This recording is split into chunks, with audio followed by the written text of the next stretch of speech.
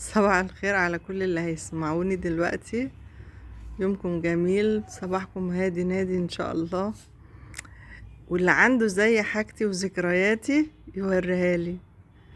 ذكرياتي مع زمن جميل من زمن جدتي ومن زمن لا امي، يعني ما عاشتش الحاجات دي، عاشتها بس ما استعملتهاش قوي. بس انا فضلت محتفظة بالحاجات القيمة جدا دي. ممكن ناس تقول لا دي، بس لا دي الذكريات جميلة، حاجات غالية جدا في زمن ناس تعبوا فيه جدا. احنا مرفهين جدا جدا، احنا ما يعني نعتبر ما عشناش حاجة من اللي هم عاشوها.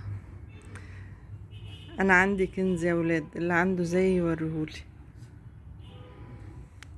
ده اللي ما يعرفوش اسمه بابور، وكانوا بيولعوه، بيعملوا عليه كل حاجة. كان بيستخدم للأكل وللدفا ولكل حاجة، يعني جهاز متكامل. من غير ألوفات، من غير تكييفات، من غير بوتاجازات، من غير مايكرويف. الهون طبعا، الهون والكفتة والكبيبة وكل الأكلات الجميلة اللي كنا بناكلها من ايديهم.